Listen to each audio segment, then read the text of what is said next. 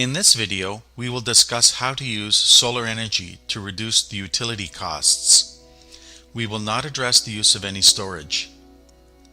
This assumes no feed-in tariff nor any net metering programs. I will address how those programs work in another video. Ask anyone why renewable energy is important, and most will say it's either to protect the environment or to gain independence from energy providers. Ask them why, if it's so important, that they haven't personally done anything regarding renewable energy, and they will tell you they don't know what to do or it's too expensive. The too expensive argument is based on a misconception that using solar energy means filling your roof with panels. It's insufficient to expect people to act based on altruism. It needs to be easy to implement and cost-effective as well. In order to be cost-effective, renewable energy needs to be appropriately applied to the consumer's situation, which depends mostly on where they live and how they are billed for electricity. I hope to help bring an understanding of how solar can offset a utility bill. In many parts of the world, households are charged for electricity in tariff blocks. A block is a quantity of energy usage. A block can be daily, monthly, or quarterly. The way this works is that you will be charged a rate for consuming an amount of electricity. When you exceed this amount, you are charged a higher rate in the next block. There can be many blocks, and each block has a higher charge associated with it. Let's look at an example of a monthly applied block rate. Here's an example from Lebanon. Let's imagine that a household uses 25 kilowatt hours of electricity per day. In 30 days, they will consume 750 kilowatt hours. The first 100 kilowatt hours will be billed at a rate of 2 cents US per kilowatt hour, totaling $2. The next 200 kilowatt hours will be billed at 4 cents, total cost $8, or $4 for each 100 kilowatt hour block. The rate increases again from 300 to 400 kilowatt hours at 5 cents. This 100 kilowatt hour block is billed at $5.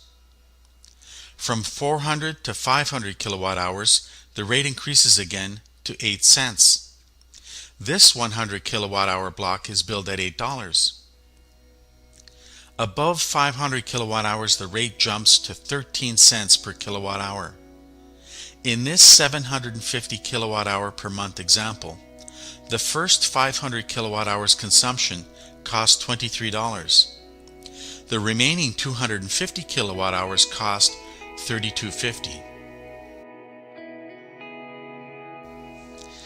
In the previous slide, it was the last 250 kilowatt hours that were the most expensive.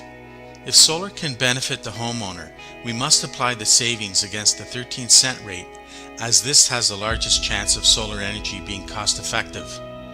To do this analysis, let's assume that the monthly consumption is the same for each month of the year. We will examine how 4 340-watt solar panels can reduce the electricity charges by limiting the generation only to the highest rate of 13 cents. To do this, we assign a 250 kilowatt hour goal for the maximum solar production in a month, which is the amount that exceeded the 8-cent block rate. The red chart shows the solar energy generated for each month. June and July produce around 225 kilowatt hours. Each year, the 4 panels would save $271 in utility charges. In this example, we used 4 panels because 5 would generate more energy in May, June, and July than our assigned maximum. In the blue savings chart, June and July would save over $30 each month when you include taxes. However, the problem with winter generation means that 4 winter months deliver less than half the savings. Adding panels would increase savings in the winter months, but remember that any generation over 250 kilowatt hours applies additional savings to the lower block rates.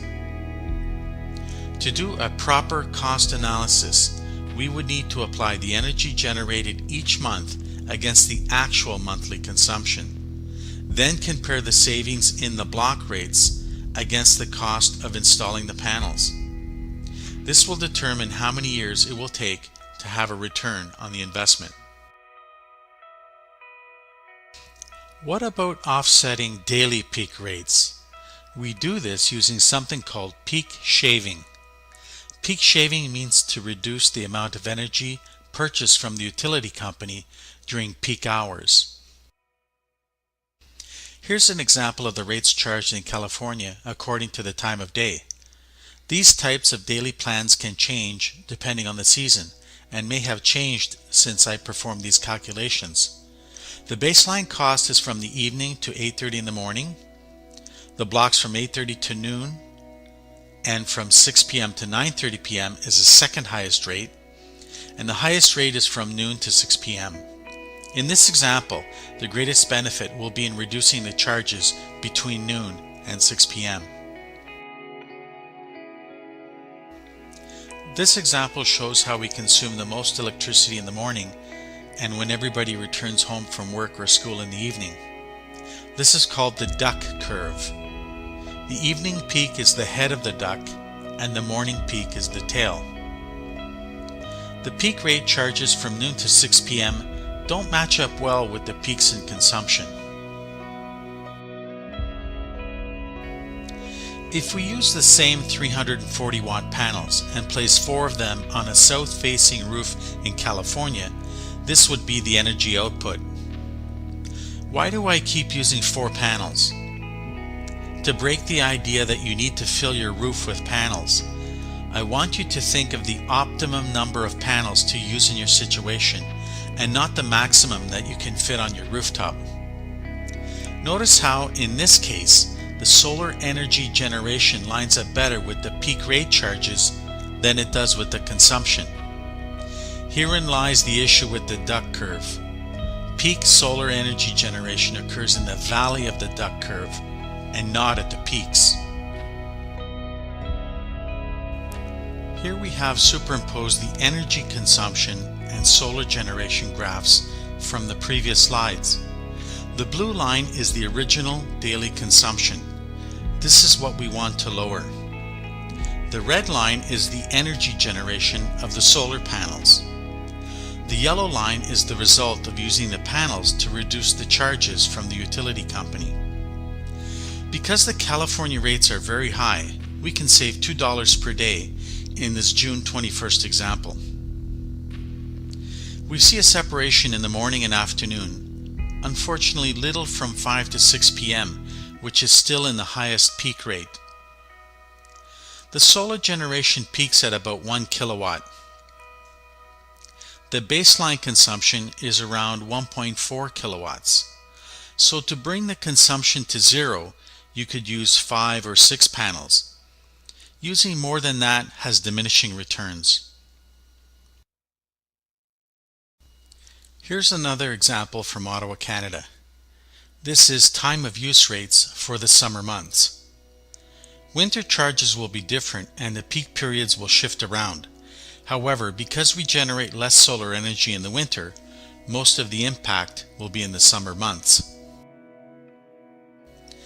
Let's now have a closer look at some real billing. I examined an actual bill from a friend who lives in Ottawa and I plotted the energy consumption in blue according to off-peak, mid-peak, and on-peak. I also matched the billing charges for the same blocks and plotted them in red. Most of the consumption occurred in the off-peak hours, which is the tall blue column. The least consumption was in the higher-priced on-peak hours. Notice how even though the consumption during the on-peak hours was lower than the mid-peak, the charges were more.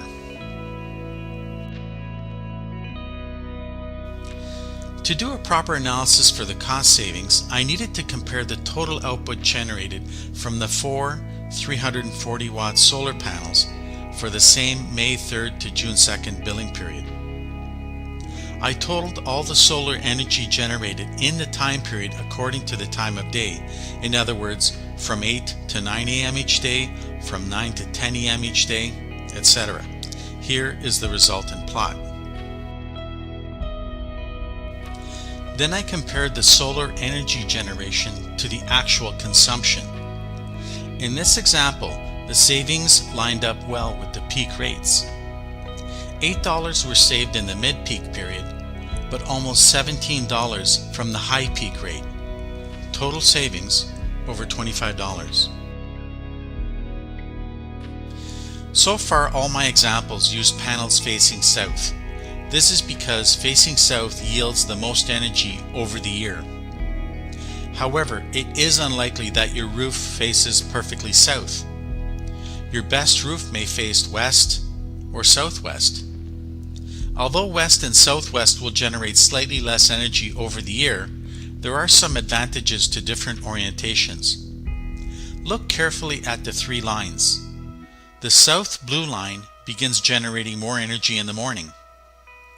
Southwest and west produce more energy in the evening.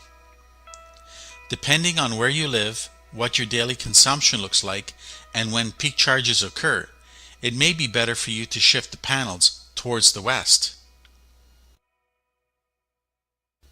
Here we can compare panels facing west, the top plot, versus south, the bottom plot.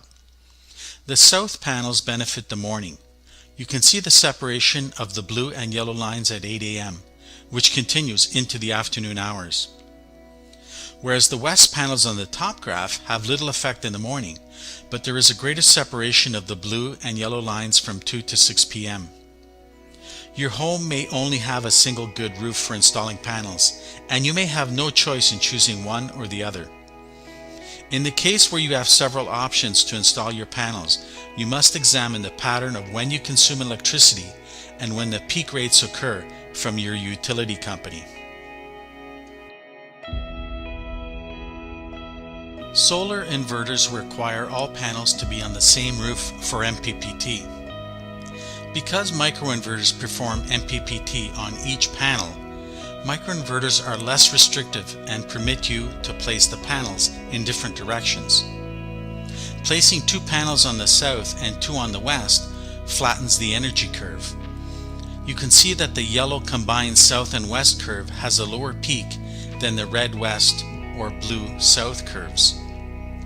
Orienting 2 panels facing the east plus 2 on the west would flatten the curve even more. Since the peak curve is lower and flatter, we could consider adding 1 or 2 panels to the south or the west roof, or 1 on each side for a total of 6 panels to match the generation to the consumption. Plotted here are 3 west and 3 south panels. The resulting yellow line shows the midday charge is practically eliminated and good separation in the morning and the evening. Thanks for watching.